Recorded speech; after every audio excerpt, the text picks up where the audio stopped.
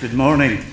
As Mara said, my name is Graham Sharp. I'm a rope man. I designed the cables that hold up the Dartford crossing and the Severn Bridge and the Bosphorus Bridge. So I've been in ropes quite a long time. I haven't any good at Indian rope tricks, so don't ask me that. From a technical background, I got involved with crash barriers in the 80s when I was in charge of the Middle East for British ropes. I developed a Y-rope crash barrier system to go all over the Middle East that was very good out there because of the sand problems building up against the guardrail type Armco barriers. And I brought that back to the UK in the mid-80s when I worked with Transport Road Research Laboratory, the Department of Transport, now the Highways Agency, and MIRA, the Motor Industry Research Association. Now, going from that to hostile vehicle mitigation barriers, in the mid-90s, I did actually start working with the United States Air Force for their bases, RAF bases in the UK, places like Mildenhall, Lakenheath, that's the F-15 bomber base, Fairford in Gloucestershire, that's where they house the stealth bomber. And because of the American experiences in the Middle East, around Lebanon and these parts where hostile vehicle attacks, suicide bombers were quite frequent, i.e. you load a vehicle with bombs and you drive through the perimeter or the gate, the entry point, and you explode it and it's carnage inside. Because of the attacks that the Americans were making, the bombing raids on Afghanistan and Iraq, Lakenheath and Mildenhall were recognised as a target. So with my wire rope barriers, I went and talked to the colonel of the bases and their other bases at Crowton, etc., and developed a very similar crash barrier to the highway one that hopefully you may have seen around the UK or now throughout India, Indonesia, the Philippines, America, Canada. I've been all over the place with my little barriers. The threat is, what is the threat? And has been described many times earlier today, the threat is to destroy critical infrastructure that could bring a country to its knees and probably cause civil war. The personnel, the people living in the country, and the property of the country. How do we protect it from people attack? Well, in my line of business, when you've got a critical infrastructure to protect, you would put an anti-personnel type of barrier around the perimeter, the long perimeter, or at the gatehouse, the entry point, you put crash-rated barriers, bollards, and that type of thing. From a hostile vehicle attack, what would you do? You would have to put physical barriers. Anti-personnel systems do exist in many interesting and very effective forms, but when you've got a guy in a truck that's loaded with bombs, and there are basically simple control mechanisms like the steering wheel points it in the right direction for the target, he goes for it, and there's probably a colleague going to detonate that bomb through a telephone sort of detonation system. It's very difficult to stop that with physical anti-personnel type systems, even with snipers on the perimeter. Once that vehicle, which is heavy and has got a lot deal of momentum, hits an anti-personnel barrier, it will go probably straight through it. It could end up on the main runway at Heathrow, and it could destroy the A380 Airbus. So we've got to have physical barriers designed and tested to protect from that form of attack. This is just to give you an idea of what we're up against. This is the test vehicle that we use. I worked with the CPNI from 2006 developing these hostile vehicle mitigation type systems. So you've got a vehicle, it's under runaway condition, well, it's got a driver in it, and you've got to stop it dead on the perimeter. It's speeding up to try and make up time. I'll try and go back.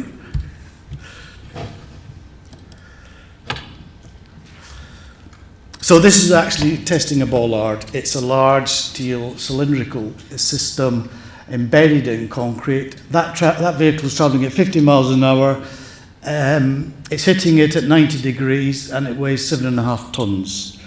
And that is recognised as probably the typical type of system vehicle that would hit when you've got nice smooth tarmac. My experience in the Middle East for security is it's more likely to be a type of four-wheel drive vehicle, and the terrain is probably going to be a bit rougher. But I can show you systems that would suit that. Where is the threats going to happen? Well, in Europe, USA, we're really concerned about power, water, oil and gas, airports, defence, data centres, which is a very critical part of the global infrastructure. A lot of the information is stored in data centre banks, and if they get taken out, then the data that runs the world is destroyed. Banks as well, the financial institutions. I did a lot of work with RBS protecting their data centres and cash centres in 2007, 2008. My experiences in Africa and Asia, they're more because they do have what we would call probably a lot more snipers active on the perimeters, and you can shoot people maybe a bit easier. The terrorists are hitting the hotels, the tourist areas, airports, embassies, UN missions, and in this part of the world, in Africa and Asia, India, mining, gold mining, diamond mining, copper mining is very prevalent, and it's a major cause of terrorism attack and criminal attack. Some UK examples of what we protect. As I said, the data centres, airports, defence, power, nuclear oil, sports stadiums. Again, it was mentioned a bit earlier that yes, where you've got a large group of people, yeah, you could do a lot of damage and cause a lot of panic. The Etihad Stadium, Arsenal, if you know, outside the stadium there's a nice big logo of Arsenal. Well, that isn't really a logo, that's a security barrier to stop the terrorists hitting the main stand or going under the main stand and blowing up. The NEC, the National Exhibition Centre in Birmingham, we protect that. You can see there's a Brystorm, the Brystorm system in front of it. I had meetings, this was quite an interesting situation. I had a meeting with British airport authorities several years ago at their head office at Heathrow with all the security managers from the country, bearing in mind then they were operating 9 airports. Now they've been told to sell a few, including Gatwick. But then the main ones were Heathrow, Gatwick, Southampton, Stansted, Birmingham, Edinburgh, Aberdeen, Glasgow. And at the meeting I said, well, what is your priority? And obviously you would think it would be Heathrow and Gatwick, and you were dead right, because we worked on Heathrow, so this is the priority. Very, very strange, and this just shows you don't know where the attack is going to happen, because 2 days after the meeting, they hit Glasgow Airport. So it's, how do you predict the unpredictable, even with the best intelligence you've got?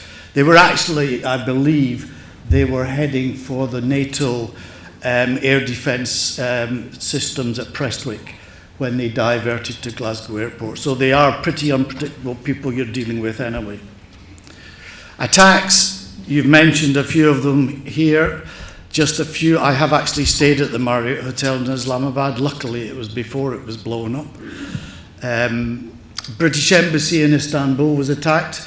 On the left-hand side, you can see what it looked like before a suicide bomber in a truck went straight through the gates. They weren't actually crash-rated at that time and caused a lot of destruction to the British Embassy in Istanbul.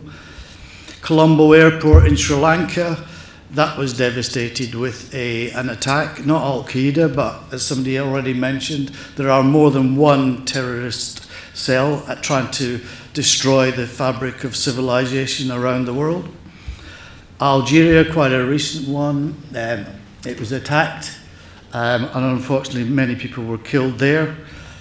US Embassy, Nairobi, the vehicle there, the bomber there, went straight through the crash barriers that were not crash rated. You must, if you are going to install hostile vehicle mitigation systems, it must be properly tested. It's no good having something that looks the same made in another part of the world. It's got to meet the international and your national standards and bought from a reliable source that has themselves been audited by independent international inspectors. HSBC Bank in Turkey, totally destroyed. Marriott Hotel, Jakarta, blown up. UN building in Nigeria. This was another gate that was closing the entry point. The bombers just went straight through it because, again, it wasn't a properly crash-rated system. Mogadishu last week. Here you can see a gate that did stop the bomber getting into the UN compound. He blew his bomb up on the perimeter rather than getting into the UN mission and killing a lot more people than they actually did. So again, you must use properly crash-rated systems. My experience in Asia, interesting. This was an interesting start. This was flying to Indonesia, Jakarta. I was staying at the Hilton Hotel. This is where I stay. I've been involved with toll road development as well. So I was flying out the day after they hit the Crown Plaza in Jakarta. I get to the airport in Jakarta.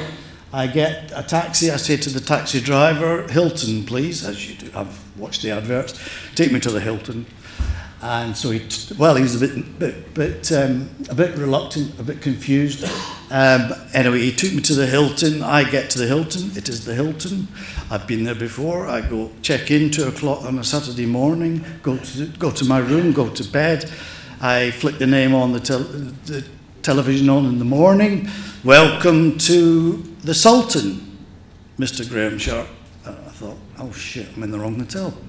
So I phone up the reception and I said, I'm sorry, I checked into the Hilton, but it's the Sultan, I'm in the wrong hotel. No, Mr. Sharp, we changed the name. So that's one way of protecting yourself, just change your name, and that'll divert from the International Hilton to the Sultan. And I believe it still is the Sultan. So that was a very interesting shot. Cost is very important in the decision-making process, and due to a high cost. And if you haven't been attacked, then do we really need it? It's going to cost X million. Is it really a threat? In Europe and USA, we are much more proactive in putting security systems. We assess the risks, and it's not the risk of people getting killed, it's also the risk of losing the operation of the country, which can be a bit more expensive than the cost of putting a simple crash barrier around your perimeter. The London Olympics, it cost about 600 million to secure the London Olympics, and there were no reported incidents. So people say to me, well, that was a waste of money, wasn't it? We don't know how many incidents it actually stopped, and the deterrent it gave, the message it sent out to anybody that was thinking about it. And some did try, but they were stopped because of the defence systems that we had spent the £600 million on. Specifications, as I said, make sure the systems that you use are fully and properly tested. At the moment, it's the UK PASS standards, which is developing into the European standard. The Americans, they have their own standards. They are very similar to the European, but we haven't really harmonised with the Americans yet. There is the pond between us, and that's the natural barrier, and they can stay in that side of the pond. The systems are blast tested, i.e. if an explosion goes off in the system, it's blast tested so that any debris won't be blown off the system into crowds and other things like aircraft, damaging the fuel tanks on the aircraft. We have the SAS, the Special Services, Air Services. They actually come to where we've built our designs, and we let them attack it to see if they, not too hard, but we let them attack it to see if they can actually physically cut it and get through it by hand, and with tools that you can buy in any normal B&Q or do-it-yourself store, like cutting discs and drills and things. So there are deterrents added to our systems. Oh, I'm getting a flashing light now. It's red for go. National pride does tend to want countries to keep manufacture locally, so we do license manufacturers in places like the Philippines, Indonesia, India. I better rush on here. There are too many layers. What I found in India, too many layers of decision making. You've got too many bodies all talking about the same thing, and it's very, very slow in actually getting a decision made. In Asia, there are unusual business practices that KPMG have warned me about. The UK Bribery and Corruption Act means we've got to be very creative on how we can get used to your special business practices. And don't make the decisions for the wrong reasons, i.e. to get money. Oh, he's going again. Anyway, perimeter security. The US bomber base. This is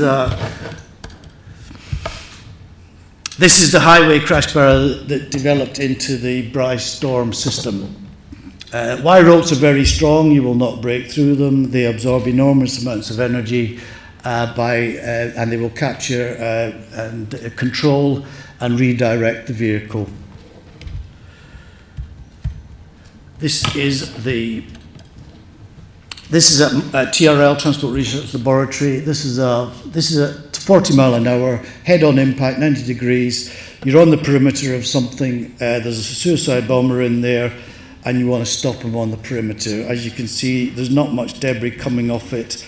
The other thing is that vehicle will then act as a post in the system to stop any tailgaters coming in behind. So you do not actually create a hole in the fence. This is for long perimeters, cost-effective system.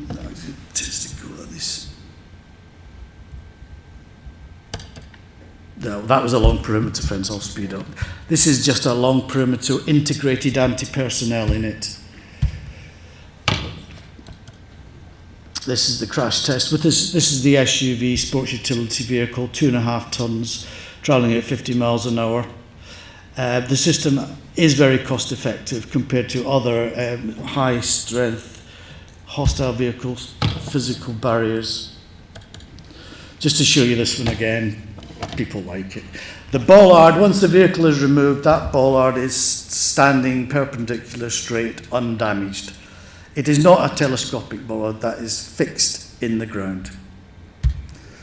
Just to summarise, do a risk analysis of the site to check the approaches and things to select type of system you want. There might be natural defences, trees and rivers and things like that will be a natural defence. Be proactive. If there is going to be a threat and you can see it as a threat, install something, use national standards, beware of copies from around the world, and all I can say is life and security costs. Thank you very much.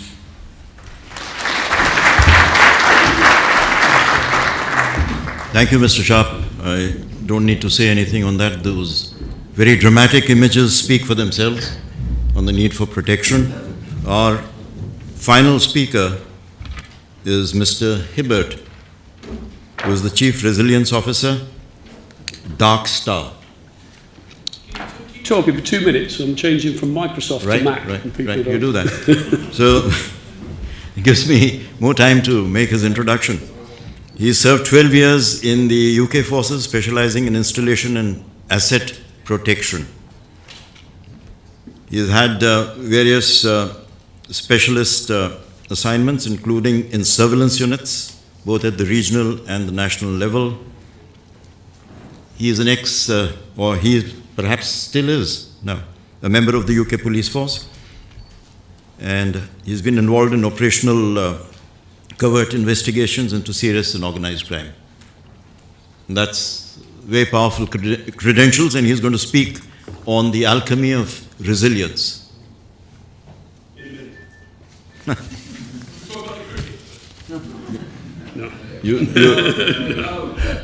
You're going to be eating into your 20 minutes.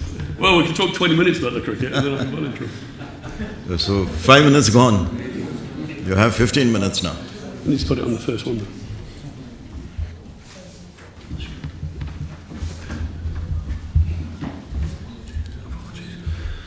Just a technical issue. Just working through the resilience plan.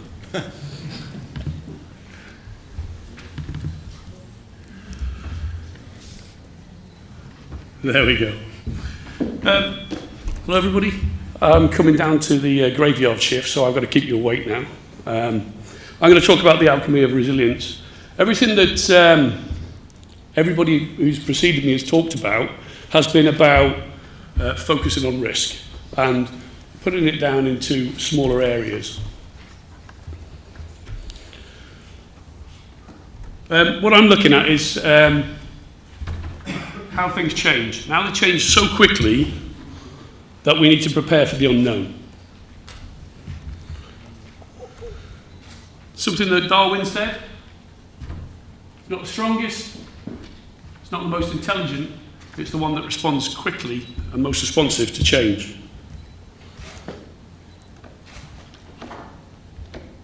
And this is why I wish I hadn't put so much little bits in my presentation. Right. Currently, we're working on risk management. And if you look at the risk categories there, Kaplan, who has come from Harvard Business, he has now changed the process of risk management. He's looking at Cat 1, which is preventable risk. And everything that everybody's been talking about here is how to prevent the risk. And as we move forward, we've got to look at risk in different ways. So Cat 2 is strategic risk. So companies and countries need to look at their strategic risk when they're moving forward. And Cat 3 is the external risk. And there's the risk that is unknown and what we've got to prepare for, which is unknown. So when we're looking at horizon scanning, so picture now that any company looking to go into Asia on a market has to look at these three categories separately. And there's three areas that we can look at. There's the area, the circle of influence. That circle of influence is about the preventative measures that we can already take. Now, if you look at what all my colleagues over here have been talking about, they're focusing on a threat, the risk, and then the prevention within that area. And it's something that Kaplan's saying that we can deal with. The areas that we have to look at is the strategic risk, is the risk that we're going to accept to go to the next level, the next horizon. And then there's the external risk, which is then the issues of the unknown and how to respond to those issues. What resilience do we have when something happens that we don't know about? If we look at the risk universe, it's huge. The global risk, everything that's being talked about is just one of those dots on there. You're scanning that horizon when either you're looking at the infrastructure or you're looking at the next move into the, for UK companies moving into Asia, they've got to identify those risks. But that is just a blur. A lot of that is not in their field of view. But if you look now, has everybody heard about MERS-V?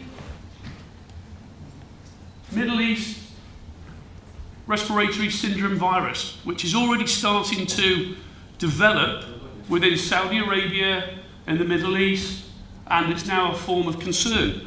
At the moment, there's little likelihood and there's little threat because it's very small. But how long will it take till it becomes a threat to the rest of the world? If you look at the top 10 threats in Asia, the top 10 trends, it's actually 7, it's 36%, and this is from the Global Risk Survey, are looking at pandemics as being a massive issue towards their infrastructure.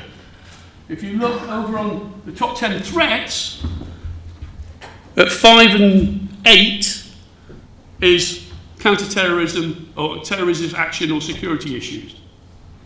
So which one do you focus on?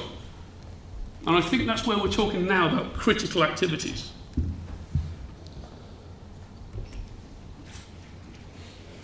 So Harry himself has already spoken about the threat to the energy.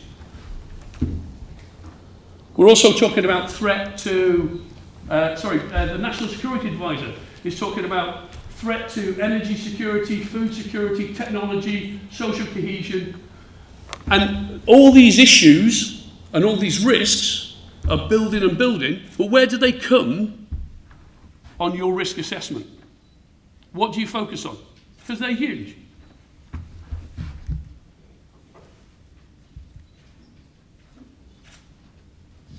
The key as well is all I've heard is protection. Protect, protect, protect. But once the issue happens, once the threat's taken place, once the crisis starts, what do? How many people here within their organisations have actually got a business continuity plan? Policy. We've got 1, 2. How many people have actually practiced that business continuity plan in the last 12 months? 1, 2. And it's something that's been talked about by Graham is, if you don't test it, how do you know it works? It's critical. As the floods start entering now, I put this in, what a disaster in India, which continually is occurring, but what is it doing to the infrastructure? If you look here, every single one of those vehicles is part of a supply chain. That supply chain is a tier 2 or tier 3 supplier to a tier 1 supplier who's now having disruption within that business area, which is now failing. What is the continuity plan for that? What is the resilience within the organisation? So Kaplan then talks about strategic risk. And this is the core. When we're looking at strategic risk, he's saying that we should look at the first core, the first horizon, that should be defended. That critical infrastructure of the either country, the organisation. And if we want to move forward and to be able to survive, we've got to go out and take strategic risk to be able to then move forward, and the strategic risk, or Horizon 2, will then become Horizon 1. But would you use the same risk management program and business continuity program and risk assessment for Horizon 2 and Horizon 3 as you would for Horizon 1? Are they different?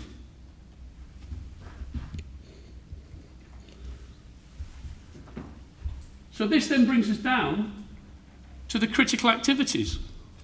The critical activities are threats to your core business. And what we're saying here is, if you look on the micro threat, the Cat 1 threat, we need a resilience plan to make sure that that is protected. Now, examples of that are any government body, or let's look at BP. BP, Deepwater Horizon, everything that was going on there was a preventable threat.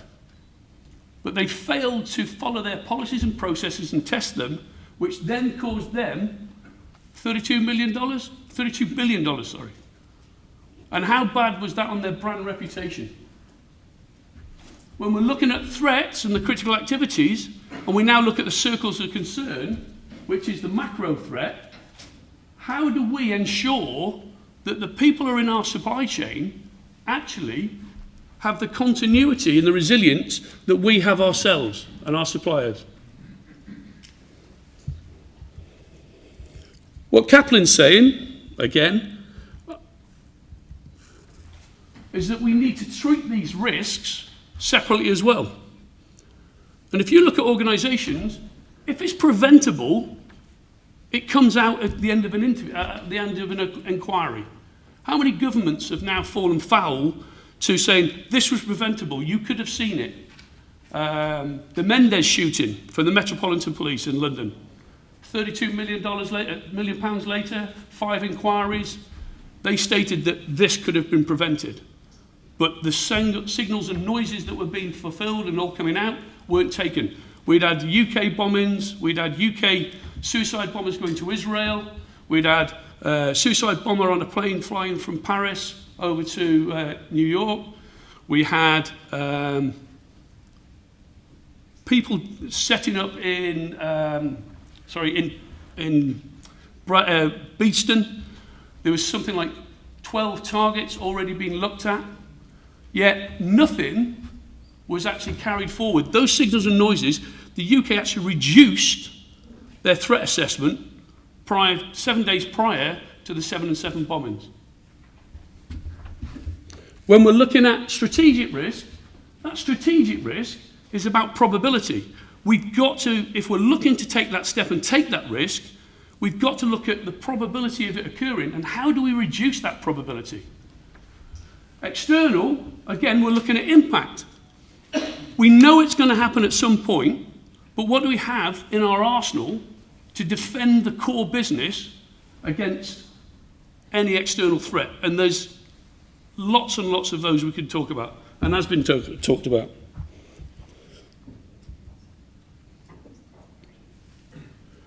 So, how do we do that? If you look now, organisations going forward, we've looked at ISOs. Everyone understand international standards? Has any organisations got any international standards? As in ISO 9001? Yeah? If you look in India alone now, there's 38,000 companies that have now got ISO 9001. Why? Because that sets a standard for the supply chain. What happens then? Everything's working fine, and then lightning strikes. The first thing that happens on a critical incident is the impact on the business, whether that's country or company. That impact then sets off a chain, and you've got to deal with that quickly. The first thing that's required, crisis management, business continuity, disaster recovery. Where's that happening at the moment in India? At the floods up the north of the country. Right now, is there enough resilience within the military to be able to deal with what's occurring at that northern hemisphere, northern site? If we then set up systems within the business area and set recovery point objectives and test the crisis management, test the business continuity, and test the disaster recovery,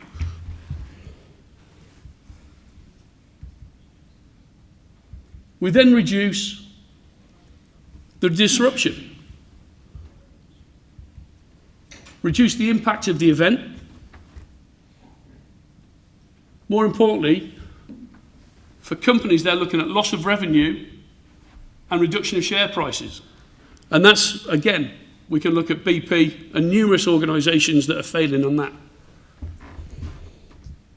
How do we deal with that then? So where we are now is that we understand the threat, we understand how to identify the risk, we understand how now to evaluate it, but do we actually put it in practice? Do we do a gap analysis on what the current systems are, and do you actually test the systems? How do you prove their worth? How do you improve the return on investment? So there's a lot of questions here. And the first thing, I'm just doing a quick survey here. How many people have ever done a business impact assessment on their business or their area of responsibility? I'm doing a master's program at the moment, so I'm just trying to find out if it's actually out there. No? What does a business impact analysis do? That then identifies your critical activities within your business, identifies what will be disrupted and how long it will be disrupted for, and then what levels of response you require to be able to get back business working. So if we go back to the government building in India that burnt down, 63,000 documents burnt in June 2012. We're now in February, and it was in February that it was reported that only 6,000 of those documents had actually been rebuilt to be able to go back into the business area. So they didn't have the resilience to continue to what they were doing. So what we've worked on now is we've been asked about total quality management. I've worked with a number of ministries in Iraq, etc., looking to try and get the OSO standards to be able to then go into international market. And what's been identified over the last 2 years, while we've been on our master's programs, etc., is that organisations now need corporate resilience. We look at the protection's there, right? But what happens when something happens? What do you do?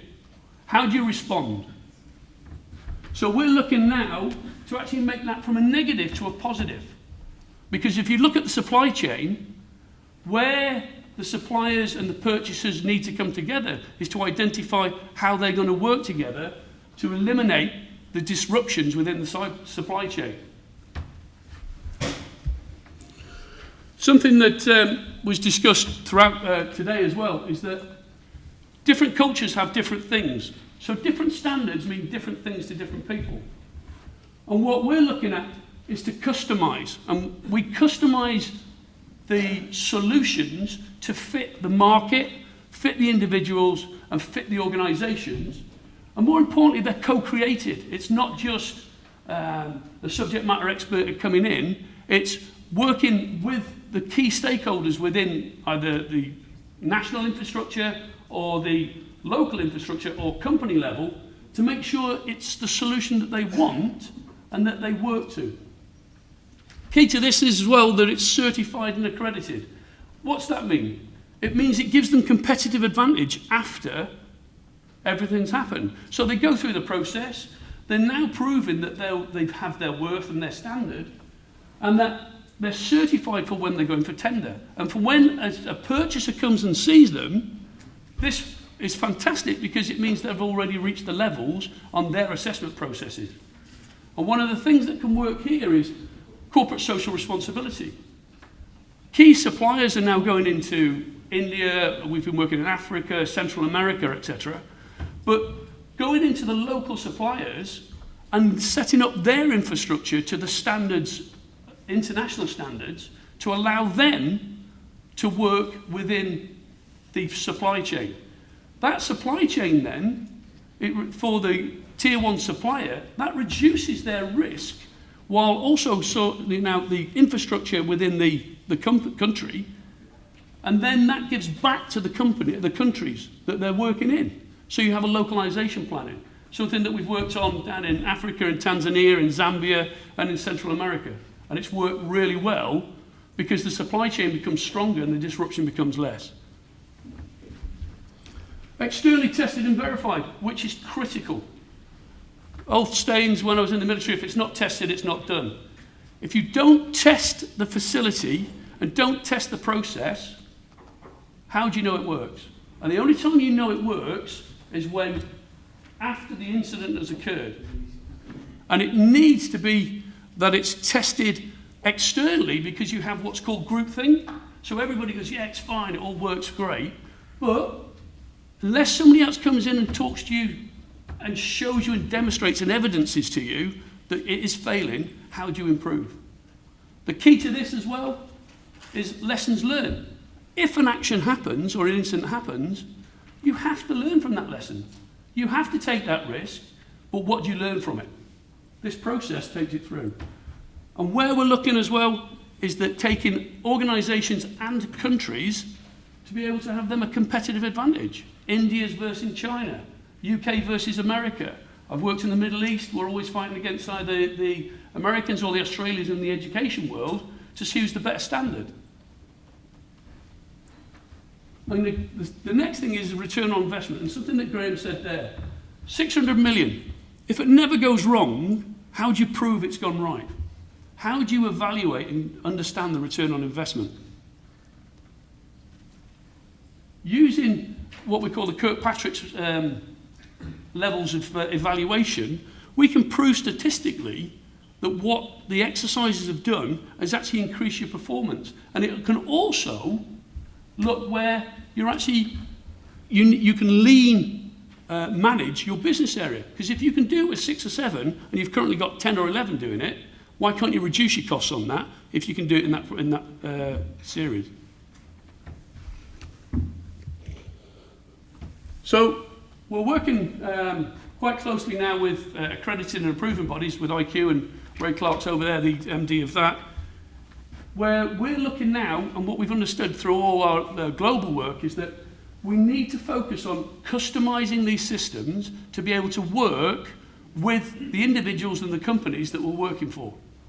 And we're working with insurance underwriters to be able to say, right, you need to be able to standardize these when you're insuring companies. You need to be able to standardize what level of resilience they have, because a lot of the supply chain and the supply managers, what they're insisting on is that there's some sort of certification and accreditation to be able to firstly take them on as suppliers.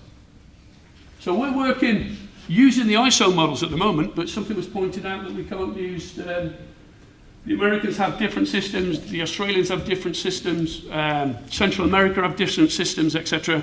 But what we've learned from the educational world is we can take models and we can take, units from that and competencies and make them into one specific solution for the clients. So it works through. So key on this is that you look at your current competencies and capabilities, and those competencies and capabilities are set to be able to get you competitive advantage. They're certified through an external body. That gives you credibility then to be able to walk into tender. The next level we're looking at is competencies to work in a specific sector. Now, if you look at events, we talked about the Olympics, there's now sustainable event management, which is specific for Olympics, etc. But anybody wanting to supply to the Olympics should be having that ISO to be able to tender. And then specifically, we're looking at tender specific. When we're walking in, what is required to be able to win that tender? And one of those key things nowadays is social responsibility. And you have to prove that concept. And with that level, we can then take you up to a gold standard, which then allows you greater access to the market. Finishing off then, what we've looked at is how to identify the risk, how to assess it, but more importantly, what do we do to verify this and certify it? How do you prove outside of your organisation what capabilities and competencies you have? And if you don't have that resilience through testing and proving through certification, how do you prove that you've got the resilience to weather the next storm?